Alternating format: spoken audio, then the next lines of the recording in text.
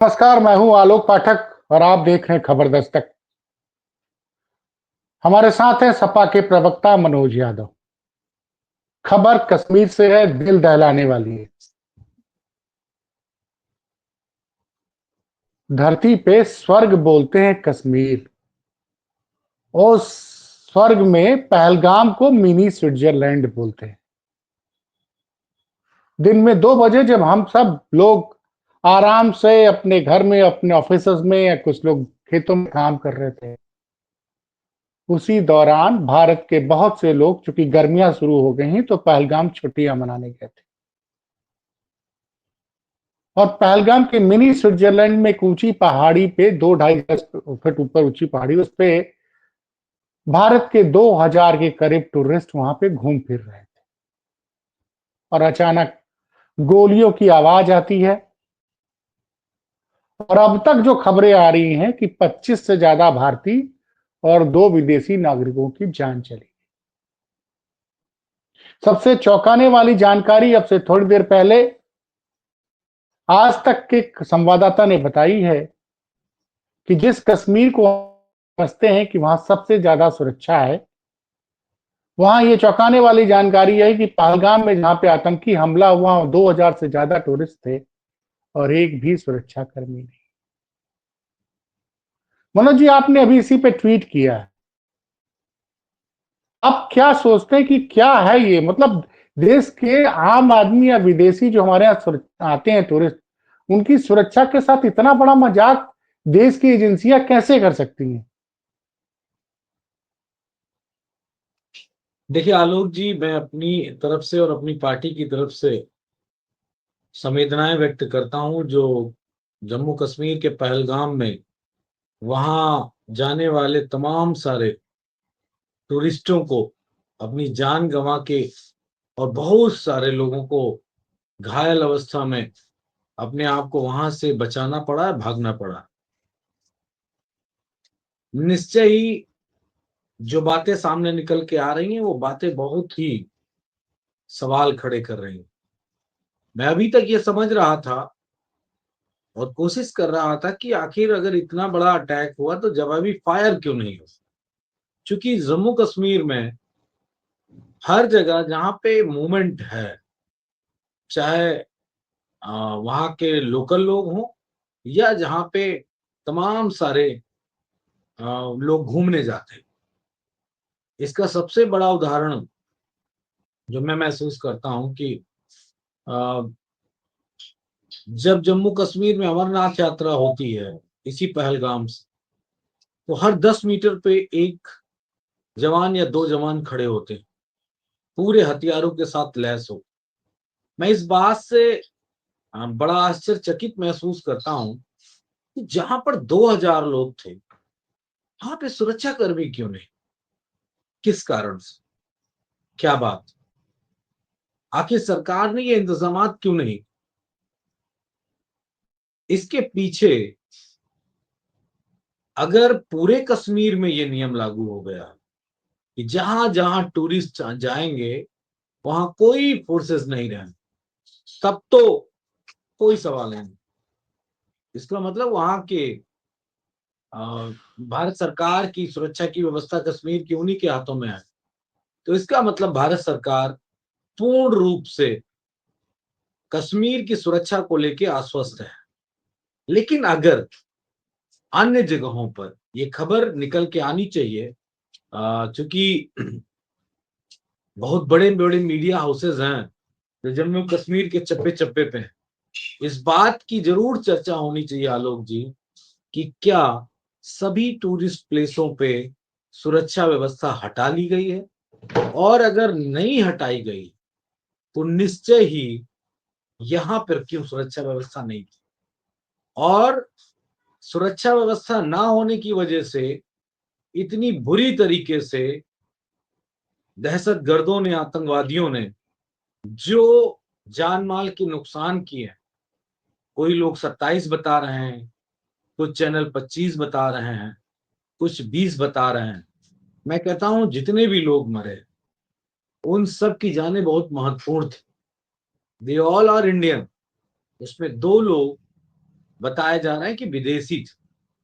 तो भारत को अगर कोई घूमने आता है और उसकी जान सुरक्षित नहीं है, तो मुझे नहीं लगता है कि भारत का विश्व में किसी जगह पे डंका बजता नजर आए। मुझे ऐसा लगता है कि अगर स्पेशल इसी जगह पे सुरक्षा नहीं थी, तो फिर इसके पीछे कोई बड़ा षड्यंत्र है। ये बात कहने में आलोक जी मुझे किसी तरीके का कोई संकोच नहीं है, क्योंकि मैं महसूस करता हूं कि जम्मू कश्मीर के हर चप्पे चप्पे पर जहां एक बड़ा मूवमेंट है लोगों का, उसकी सुरक्षा व्यवस्था होनी चाहिए। हाल फिलहाल मैंने 370 के बाद ये नहीं सुना कि जम्मू कश्मीर में तमाम सारे सैनिकों को वापस बुला लिया गया है, सुरक्षा के इंतजामात को कम कर दिया गया है, या मिलिट्री को वहां से हटाकर किसी और स्टेट में भेज दिया गया।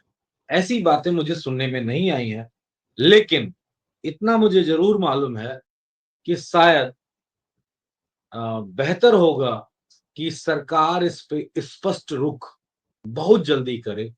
गृह मंत्री जी का वहां का दौरा अपने आप में महत्वपूर्ण है, उनको जाना भी चाहिए, लेकिन गृह मंत्री जी को और तमाम सारे लोगों को ये बात स्पष्ट कर देनी चाहिए कि वहां पर जो ये घटनाएं घटित हुई हैं, उसके पीछे आखिर गलती किसकी है। लेकिन मैं थोड़ा सा अपने आप को अलग सोच पे मजबूर करता हूं कि इसी तरह जब हमारे सैनिकों के चिथड़े उड़ गए थे, 50 से ज्यादा जवान ब्लास्ट करके उड़ा दिए गए थे, वही ये सरकार है जिसने आज तक नहीं बताया कि वो विस्फोटक पदार्थ कहाँ से आया, कैसे आया, और आखिर इसके मरने के पीछे जिम्मेदारी किसकी है, जो इतने सैनिक शहीद हुए थे। तो मैं थोड़ा सा इस बात को लेके बहुत आश्वासित अपने आप को नहीं कर पाता हूं, लेकिन मैं उम्मीद करता हूं कि सरकार सेंसिटिव होगी और ये महसूस करेगी कि हमको कम से कम अपने देशवासियों को एक बेहतर बात बतानी चाहिए, आखिर कमी किसकी है, और जिसकी कमी है उस पे भी सजा होनी चाहिए, उसको भी पनिशमेंट मिलनी चाहिए, फिर वो कोई भी व्यक्ति क्यों ना हो। जी आलोक जी। मनोज जी, देखिए 2-3 सवाल हैं। एक तो इस घटना में पहली बार पहलगाम कहाँ जहाँ पे ये हमला हुआ है, वहाँ के लोग सड़कों पर उतरे। मैं दिखा रहा हूँ आपको ये वीडियो, क्योंकि कॉपीराइट का मामला है, मैं उसको खुल के नहीं दिखा सकता हूँ। ये सड़कों पे लोग उतरे हैं और आतंकवाद का विरोध कर रहे हैं। तो जबरदस्त रूप से आवाज आई है और इस चीज को मीडिया नहीं दिखा रहा है, इसलिए कि वहां के स्थानीय लोग आतंकवादियों के खिलाफ खड़े दिख रहे हैं।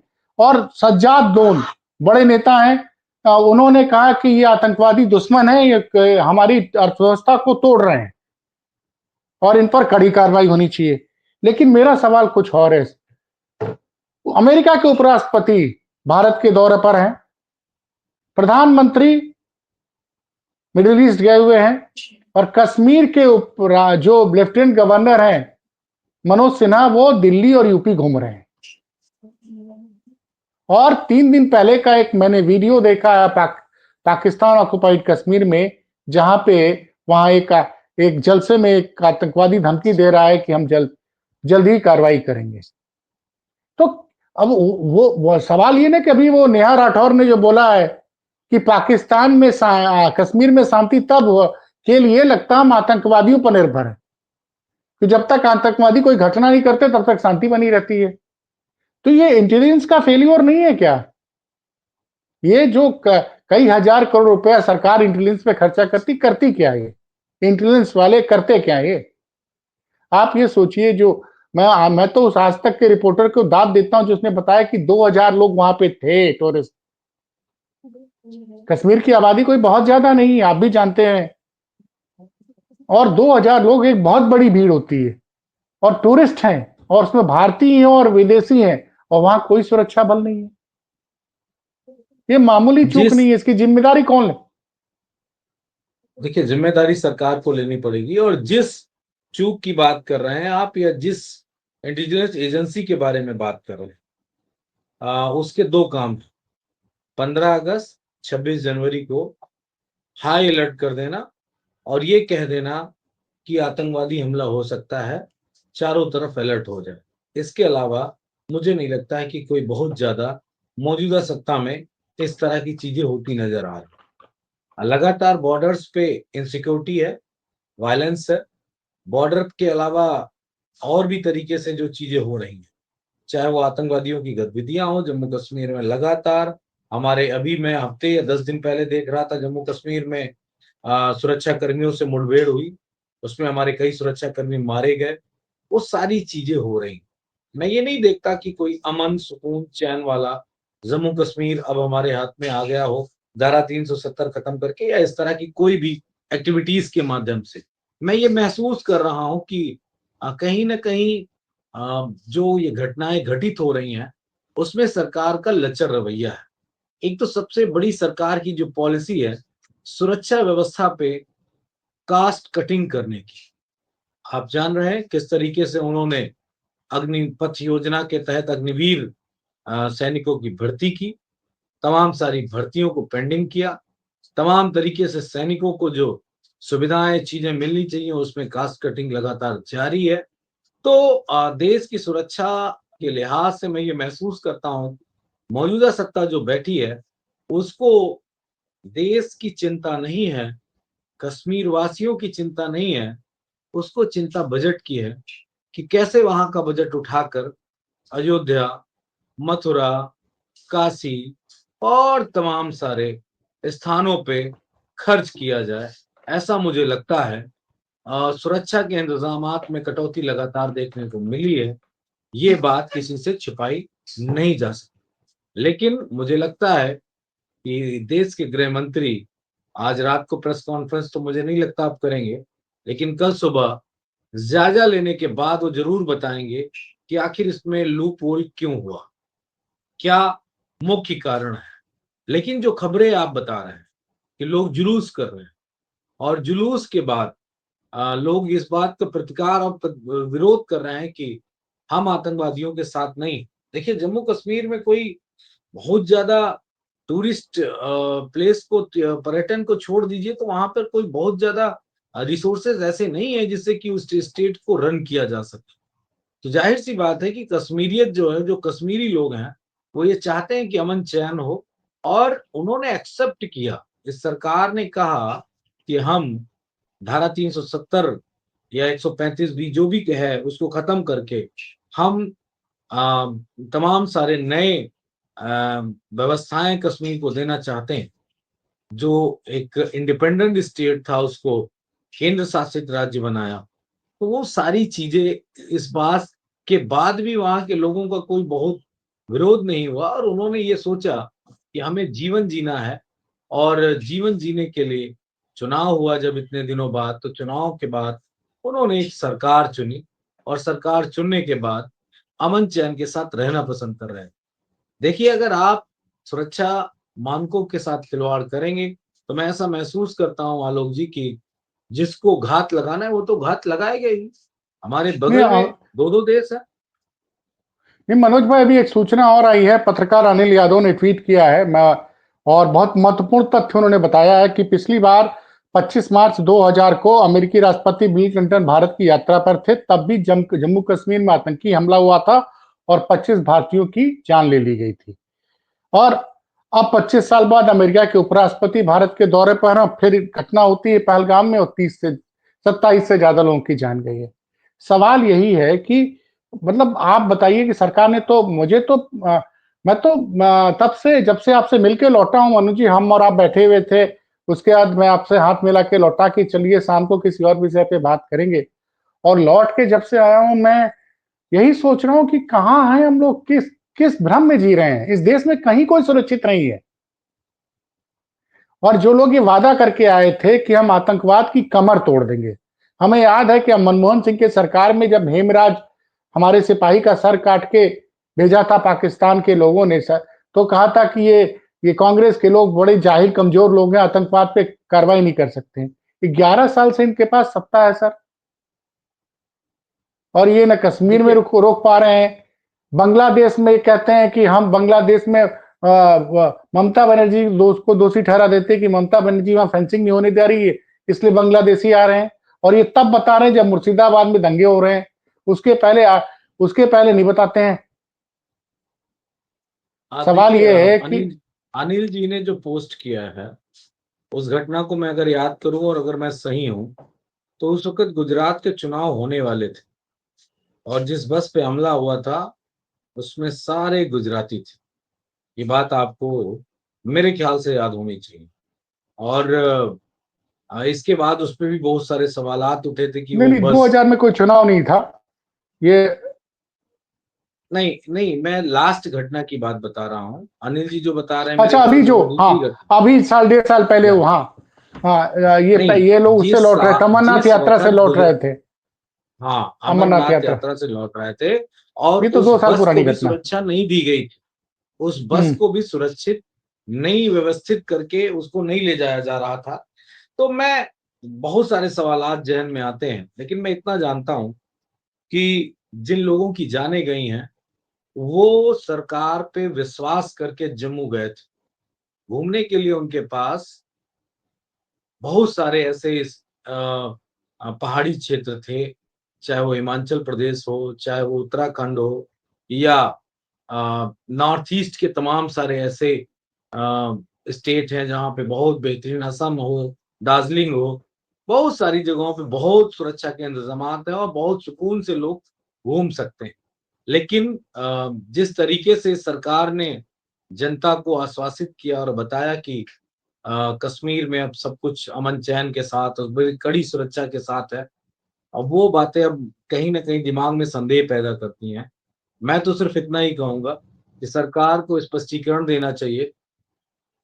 राष्ट्रीय भावना और राष्ट्रीय पटल पे जाके कुछ पाकिस्तान भारत वाला मुद्दा ना करके इंटरनल कैसे प्रॉब्लम हुई, हमारी इंटरनल सिक्योरिटी इतनी कमजोर कैसे हुई, इस पे जरूर इस सरकार को कड़ा कदम उठाना चाहिए, जिससे कि कम से कम आने वाले समय में लोगों को सुकून मिल सके और बेहतरीन तरीके से वो अपने यात्राओं को कर सकें। पर्यटन का लाभ भी जम्मू कश्मीर के लोगों को मिल सके, क्योंकि उनकी आजीविका चलाने के लिए एकमात्र यही रास्ता है।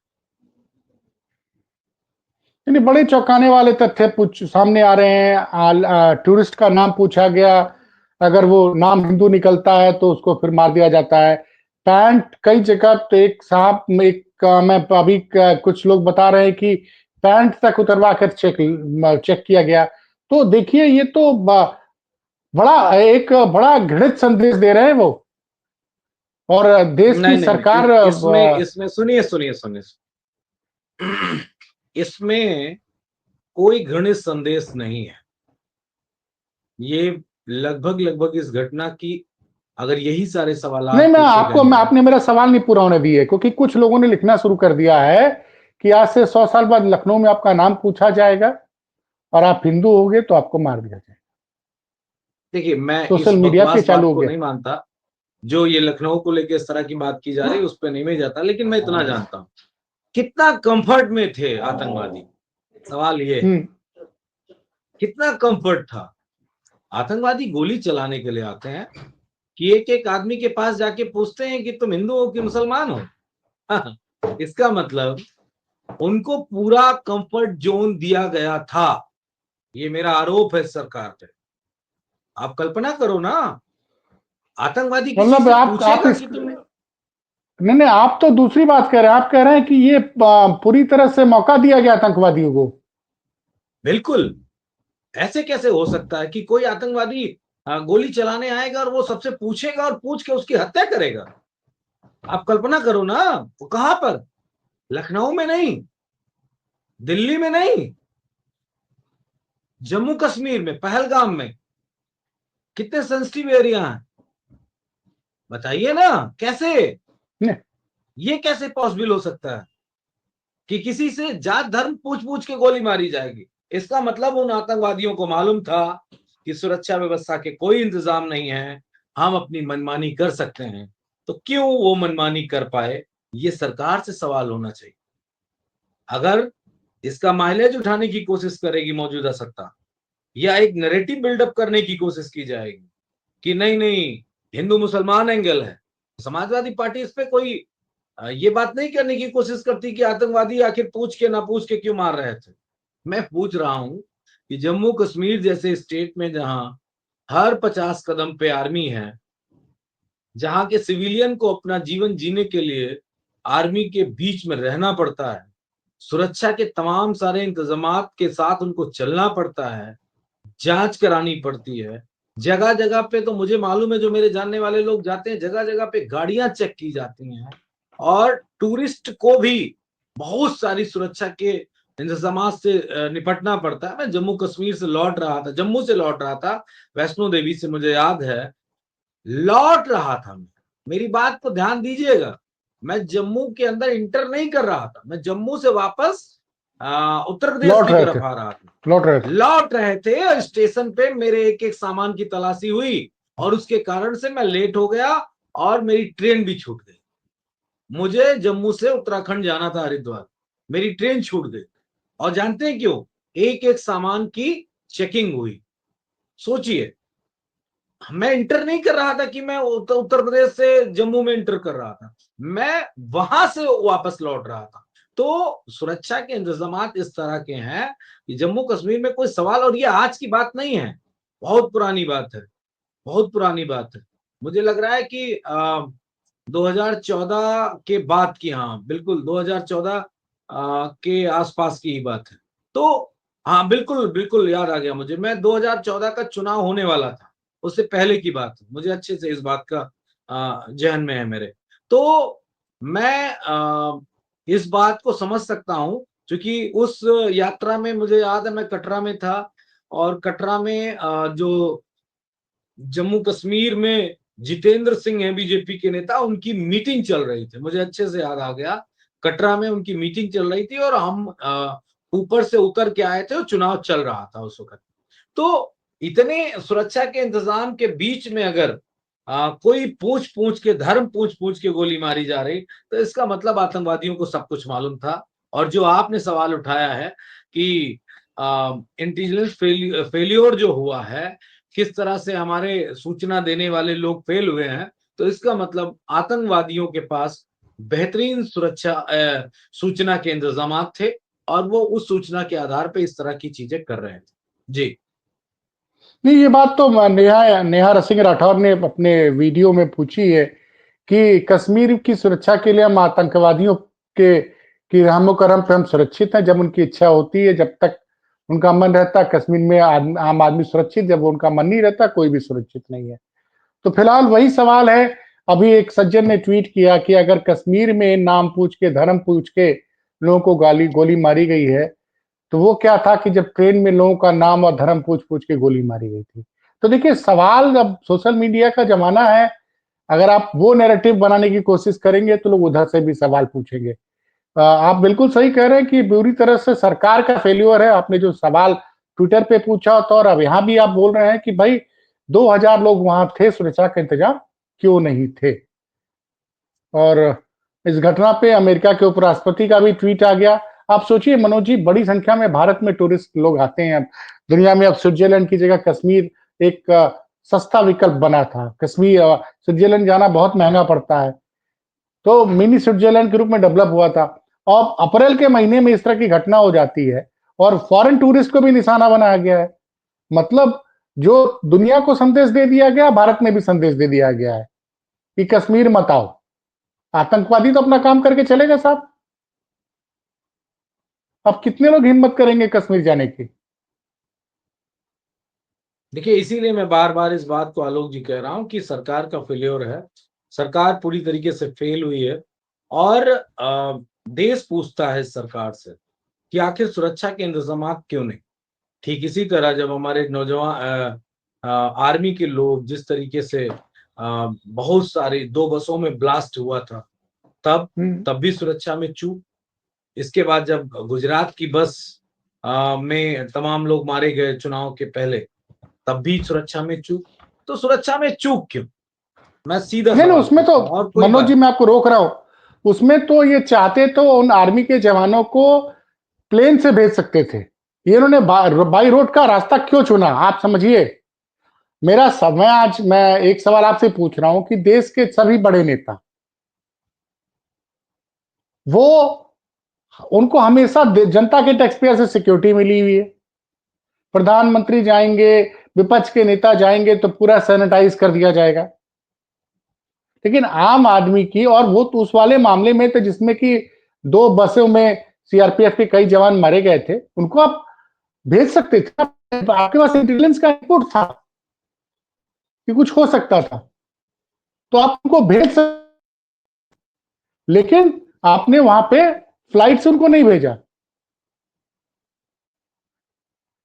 तो ये क्या मतलब, टैक्स पेयर के पैसे से नेता सुरक्षा लेके घूमे, आम आदमी को कोई सुरक्षा नहीं है इस देश में। देखिए, मैं व्यंग करने के मूड में नहीं था, लेकिन बोलना पड़ेगा। उस आप पुरानी घटना को याद दिला रहे हैं।